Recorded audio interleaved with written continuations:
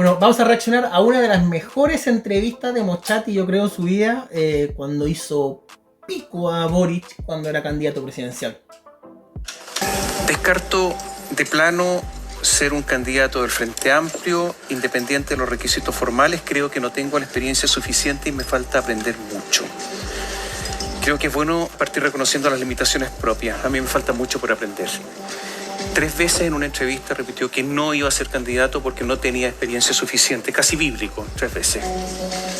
6 meses después, proclamado candidato por Convergencia Social, 1 año después candidato de todo el conglomerado. ¿Por qué puede decir ahora que tiene experiencia si hace poco tiempo decía que no tenía ninguna? Uy, qué profética la entrevista. O sea, era obvio que no tenía la experiencia y como que 2 años después como que esta entrevista envejeció de una manera muy acorde a lo que finalmente pasó, ¿no? O sea, el tipo no tenía la experiencia y... puta madre, ¿por qué cresta lo elegimos, weón? Si no tenía él mismo decía que no tenía la experiencia. ¿Qué podía salir bien? Experiencia tengo No, dijo que no tenía. Pero respecto a esa pregunta en particular, Tomás, mira, yo creo que es de muy mal gusto el andar candidateándose solo sin que nadie se lo pidan. Y la verdad no era algo que yo esperaba, ni que estuviera planeando, ni tratando de avanzar y ganar espacio.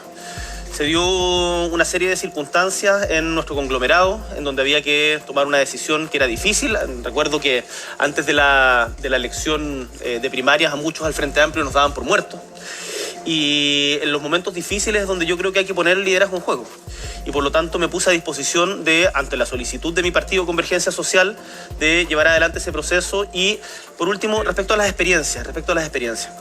Yo tengo experiencia en varias dimensiones, pero para poder ser presidente de la República se requiere además un liderazgo colectivo que recoja esas experiencias que no son solamente individuales. Pero Gabriel, lo que no se entiende es que se dice que... Ya, pero él mismo dijo, yo no tengo la experiencia, no sé, me falta saber un montón de weá, lo cual hoy nos damos cuenta que era real. Pero el tipo te está diciendo, yo cuando le preguntaron, 6 meses antes le habían preguntado y dijo, no, yo la verdad es que jamás sería porque no sé nada, o sea, me falta saber un montón de weá. Y 6 meses después se presenta como candidato y los weones vamos y lo votamos. Bueno, yo no lo voté, pero como país vamos y lo votamos. No tiene experiencia y ahora resulta que dice que sí tiene experiencia. Yo creo que es una cuestión en permanente aprendizaje y construcción. ¿En 1 año? ¿En 6 meses? Porque se demoró 6 meses. Es que en ese momento nadie me había planteado siquiera, más allá de preguntas periodísticas, la posibilidad de encarar un desafío de esas características y yo no lo tenía tampoco como un plan vital. Una cosa es que se lo pidan, otra cosa es el plan vital y otra cosa es que la tengan. No, porque cuando se construyen las condiciones colectivas para poder encabezar un proyecto de estas características, como lo que hemos hecho en Apruebo Dignidad, me parece que se puede avanzar en esa dirección y eso es lo que nosotros hemos hecho de manera responsable. 6 meses. Más que 6 meses. Es curso rápido. A ver, usted nunca, y esto se comenta mucho, nunca ha sido empleado. No es cierto. No, pero empleado con una larga trayectoria. Claro que es cierto, pues nunca has sido empleado, o sea, ser diputado no es ser empleado en realidad. Lo que hiciste fue salir de la U, hacer una campaña y como tenías visibilidad te eligieron como diputado y te fuiste a sentar a la Cámara de Diputados a ganar 8 palos mensuales, pero nunca tuviste que ir a pedir pega, nunca hiciste un currículum, nunca recibiste una instrucción en una empresa nueva de aprender a hacer cosas. Nunca fuiste un empleado de verdad. Lo que hiciste fue ir al Congreso y vivir a costa nuestra. Nunca ha pagado un sueldo, nunca ha reunido dinero para pagar impuestos, a menos, salvo los impuestos que le proporciona su cargo como diputado. Nunca ha pagado una deuda, reunido dinero para pagar una deuda. Estas experiencias vitales no son fundamentales para gobernar. Mira, Tomás, para entender lo que hay que hacer, ¿no? Este gobierno cuando llegó nos dijo que iba a ser el gobierno de los mejores, de los con más postítulos, con más experiencias, y la verdad es que los resultados que hemos visto son desastrosos. Acá esto no depende. Cuando él se refiere al gobierno de Piñera como desastroso, yo creo que hoy mucha gente debe pensar, vuelve Piñera porque no fuimos justos contigo, éramos felices y no lo sabíamos. Porque Piñera, o sea, después del terremoto, Piñera en 2 meses había construido 50.000 casas, 50.000 viviendas para la gente que se quedó sin casa. Estos hueones llevan 5 o 6 meses desde los incendios y todavía hay gente que no tiene dónde estar. Estamos en pleno invierno. Entonces, yo creo que la gestión de este gobierno realmente ha sido tan desastrosa que una gestión anterior como la de Piñera, que tampoco es que haya sido la gran cosa, hoy lo miramos y decimos, chucha, puta que éramos felices y no lo sabíamos, weón. De la condición particular de una sola persona. Nosotros reunimos nuestro proyecto, un sinfín de experiencias colectivas y de luchas colectivas del pueblo de Chile que creo que le han hecho sentido a la gente y por eso me permiten estar a mí hoy día conversando contigo. Porque el haber ganado la primaria, como la ganamos, con 1.700.000 personas participando, no es que la gente diga vamos a dar un salto al vacío. Es que confían también en las capacidades que hemos demostrado a lo largo de nuestra trayectoria. Y yo, pero estas experiencias son... No, la gente fue a votar a la primaria para que no saliera Jadwe. Porque Jadwe sí que era una amenaza un poco más seria. Entonces la gente fue a votar en masa por ti, pero para que no saliera Jadwe. De hecho, después, en la primaria, digamos, general completa, perdiste. Te ganó José Antonio Kast, que también era un muy mal candidato. O sea, un tipo que generaba muchísima resistencia. Y aún así, fue el que obtuvo más votos en la primaria. ¿Usted sabe, por ejemplo, cuál es el nivel de ahorro en este momento del país? Por supuesto. ¿Cuánto es? Por supuesto. Hoy día el nivel de deuda se debiera el nivel de deuda se debiera consolidar en el orden de los 37,5 puntos del producto aproximadamente. ¿El de ahorro? El de ahorro en este momento no tengo el dato en la cabeza, pero no puedo... ¿De inversión en qué sentido? ¿Cuál es la inversión en este momento? Hay diferentes maneras de medir la inversión. ¿Sabe cuánto de la inversión corresponde o del ahorro corresponde a las FP? Sí, por supuesto. ¿Cuánto es? Era del orden de... No recuerdo la cifra exacta en ese momento. Son 7 puntos. Sí. Este se hizo muy viral, porque el tipo... Porque al mismo tiempo que esta entrevista, por ejemplo, le habían hecho otra en La Red, que era un canal amigo, un canal muy de izquierda en esa época, y que le decían, bueno, ustedes quieren poner impuestos más grandes a las empresas, ¿verdad? Sí, decía él. Bueno, ¿a cuáles empresas? No, pero son las empresas más grandes. Dice, bueno, ¿cuánto es una empresa más grande? ¿Una empresa que vende cuánto? Y el tipo dijo, no, bueno, empresas que vendan sobre 1000 UF. Un dato que él no tenía ni puta idea. Entonces, el tipo le dice, Eduardo Fuente, que es un tipo de izquierda, y le dice, pero Gabriel, 1000 UF no es mucho. O sea, eso no es una gran empresa. Y el tipo dijo, bueno, no, 1000 UF... Uy, no sé, la verdad. Y eso fue al mismo tiempo que esta. Entonces de ahí lo bautizaron como el... No tengo el dato exacto, porque en todas partes donde iba y le preguntaban algo de economía, el tipo no tenía el dato de nada. Y bueno, después nos preguntamos por qué nos ha ido como nos ha ido. 7 puntos del PIB, son 7 puntos del PIB, cada punto del PIB son 2.800 millones de dólares. Pero es que Tomás, sí, preguntémonos los dos y yo te respondo. No, es que es para llegar a un resultado. No, ¿Cuánto cree usted que Tomás, si tú me haces una pregunta, me das tiempo para responderla y yo te escucho la pregunta y te respondo. Cada punto del PIB son 2.800 millones de dólares aproximadamente. Lo que nos... Fíjense cómo insiste en decir eso, porque ese es como el dato que se sabe, que cada punto del PIB son 2.800 millones de dólares, eso es como lo que ese es el dato que él maneja. O sea, cuando le preguntaron algo, pero que en realidad no iba por ese lado, pero el tipo insiste en contestar eso, porque es el dato que tiene. Pero es ridículo, porque no le están preguntando cuánto es cada punto del PIB. Nosotros estamos planteando en materia de pensiones es una modificación sustantiva que va a implicar unos mayores recursos del Estado y para eso hemos planteado una reforma tributaria responsable en el largo plazo que en régimen debiera recaudar del orden de los 8 a 8,5 puntos del PIB. 8,5 puntos del PIB. Es como el doble de lo que esperaba recaudar la reforma de Michelle Bachelet. Que por supuesto jamás llegó a recaudar lo que dijo que iba a recaudar. De hecho, recaudó menos que si no hubiese hecho la reforma. Pero él quería recaudar 8 a 8,5 puntos del PIB. Cuando la propuesta que ahora está de reforma tributaria de Marcel, que ahora se llama pacto tributario y eso, propone recaudar creo que 2,5. Y lo más probable es que tampoco llegue a eso. O sea, las expectativas de esta gente cuando estaban, que querían ser gobierno, eran tan ridículas. El orden de magnitud es tan ridículo que ahora están rogando para que les aprueben una reforma de 2 puntos y medio y el weón quería recaudar 8,5. ¿En qué cabeza te cabe? Si quieres podemos desglosarla después entrando en el detalle de cada una de las propuestas. ¿cuánto va a crecer la economía bajo su gobierno si es que es gobierno? Mira, yo no tengo una bola de cristal, pero tengo No, absolutamente pero hay una proyección. Tengo absolutamente claro de que el crecimiento es tremendamente importante para poder distribuir de mejor manera la riqueza. Nosotros esperamos retomar ritmos de crecimiento como ojalá los que se tuvieron en la década de los 90, pero desde otro modelo de desarrollo. En la década de los 90 ¿cuánto, Gabriel? es que no te puedo dar una cifra exacta porque me vas a jugar después con esa vara y son demasiadas las circunstancias que determinan cuánto se crece o no. Con un cobre a 3,5, es lo que están diciendo todos los economistas. Mira, ojalá podamos tener un crecimiento en los primeros años por sobre los 3,5 puntos. Con un cobre a 3,5, dijo. Tenemos un cobre a 4,5. Un precio fantástico. Y el tipo dijo, vamos a crecer un 3,5. ¿Cuánto crecimos? 0,2%. 0,2%. Y en realidad crecimos un 0,2% porque hay una variable estadística que cuando se corrigió, porque en principio íbamos a decrecer, y cuando se corrigió lo que se hizo fue restar las exportaciones, porque las exportaciones bajaron un 12%. Entonces, técnicamente lo que se hace es descontar las importaciones decrecieron un 12%. Y las importaciones también son consumo. Entonces, en realidad, lo que se hace es restar una resta y por eso te da más 0,2%. Pero en realidad es una corrección estadística, pero el año pasado tuvimos un año absolutamente recesivo. En cada uno de los ítems que uno puede ver del consumo, en prácticamente todos fue absolutamente recesivo.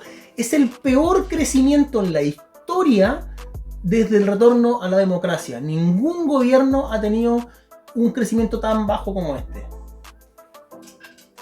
¿Sabe cuánto creció Bachelet en el segundo gobierno? 1,2. 1,9. 1,9. ¿Y Piñera en el primer gobierno? Estuvo un poco más alto, pero no mucho más. Estuvo en 4... 5,3. 5,3, 4,7 iba a decir.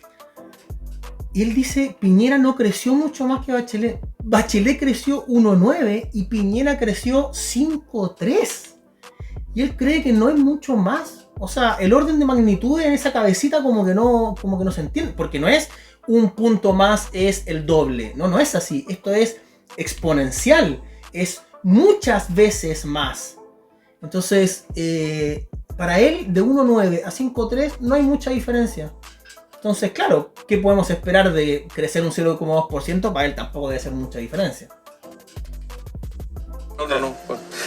A ver, ¿están ustedes proponiendo subir el impuesto a las personas? No a las empresas, a las personas. Sí, una reforma tributaria. Estamos proponiendo una reforma tributaria en diferentes dimensiones. En primer lugar, el mecanismo más grande de financiamiento es terminar con parte importante de la evasión. Sí, pero en aumento de impuestos, Gabriel. Nosotros no estamos proponiendo aumentar el impuesto a las personas, estamos proponiendo establecer el impuesto a los súper ricos, que no es para todas las personas. Nosotros hoy día creemos que el gran problema...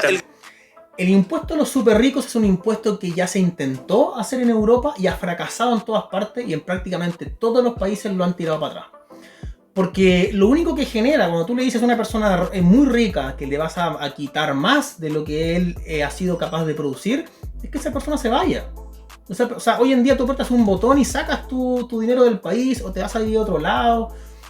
Entonces, al final recaudas menos que si le siguieras cobrando lo mismo y los dejas que se queden en tu país. Si el tipo es rico por algo, es rico porque es capaz de producir. Y a ese tipo tenemos que dejarle más cantidad de plata. Imagínate Luksic, que para mucha gente puede ser el demonio, lo que tú quieras.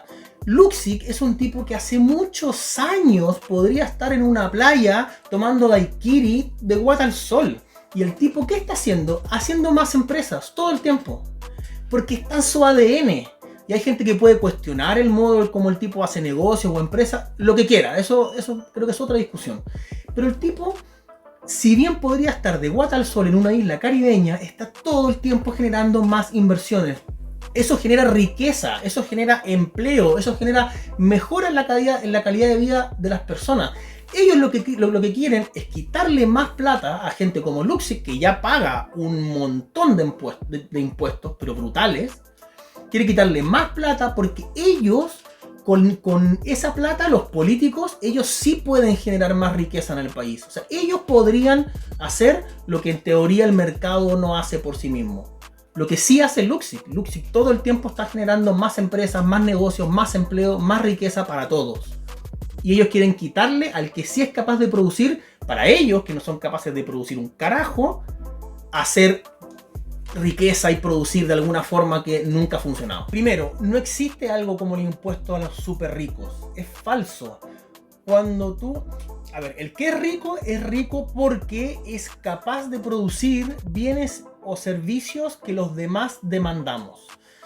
Entonces, una persona, por ejemplo, la que vende arroz Tucapel, que es un arroz que se vende en todas partes, que mucha gente tiene demanda por ese producto, esa persona es rica. Si nosotros le subimos los impuestos al dueño de Tucapel, ¿qué va a hacer el dueño de Tucapel con el precio del arroz? Le va a subir 5 pesos al arroz y recupera todo lo que el Estado le está quitando. Entonces, cuando el Estado dice que le va a subir los impuestos solamente a esos que son los más productivos, es falso. El que lo termina pagando siempre es el usuario final. Y lo segundo es que no hay un problema con la desigualdad en sí misma. No es la desigualdad el problema es la pobreza. Porque tú puedes tener una sociedad muy desigual y en donde todos les vaya bien, pero muy desigual, o una sociedad muy igualitaria donde todos estén mal.